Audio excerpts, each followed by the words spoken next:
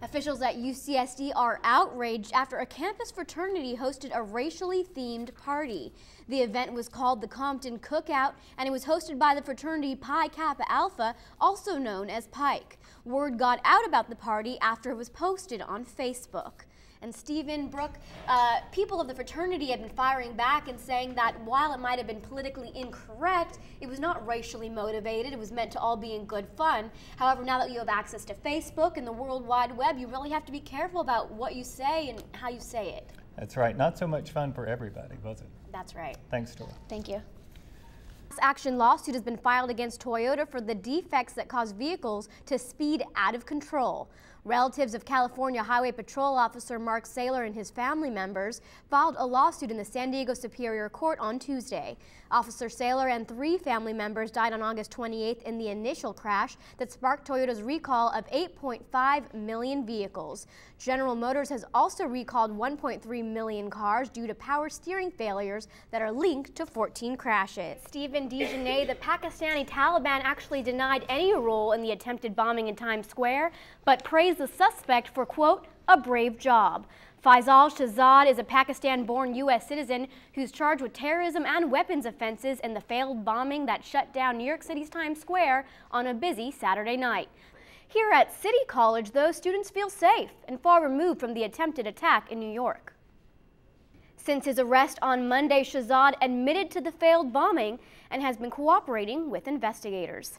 And Stephen Dejanay, FBI officials are also investigating whether or not there was a money courier who helped Shahzad pay for that used SUV and the other materials used to make that homemade car bomb. An accomplice. That's right, that's what they're trying to find out. Keep us posted, Dora. Thank you. Thank you. San Diego City College Performing Arts presents Swing the Musical.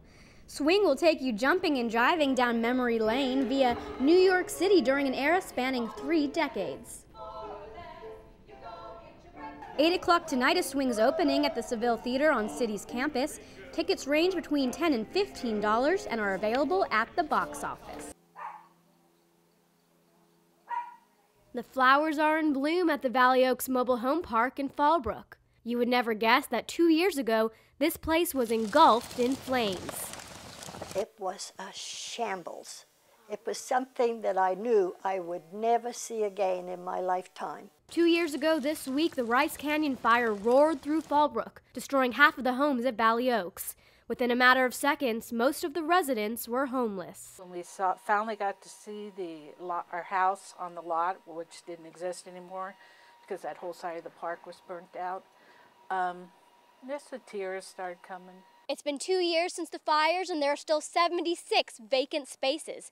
Valley Oaks has had a real problem repopulating during the economic crisis.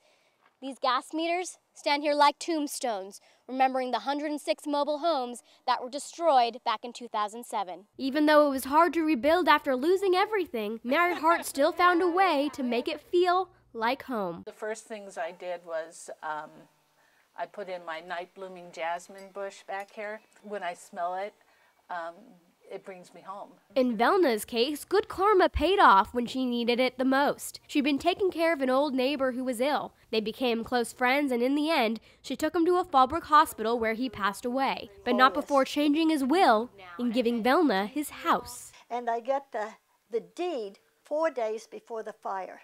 Velna's house burned in the fire, but even without this fateful blessing, she says she still would have remained positive. I don't have time to worry about the past. It's behind me. I look over there, that doesn't bother me. You know, that was at that time, and it was a good time, but now I'm here, and I'm happy here, and making the best of it. With photojournalist Eamon Long, Dora Scheidell, News Scene. There are many forms of public transportation here in downtown San Diego. One of the most popular, especially among tourists, is the pedicab. During popular events like Comic-Con, downtown parking becomes outrageously expensive, making the pedicab an even more alluring form of transportation. But the industry has changed a lot in the past year. So they don't know the city, they don't take where you want to go, they overcharge you, and it's not very safe. I wish it was better because I like the concept, I think that it is great, but unfortunately it doesn't work well. A year ago, a 60-year-old tourist was killed when she fell out of a moving pedicab and hit her head on the ground. The driver, Sukru Sinar, was here on a work visa from Turkey.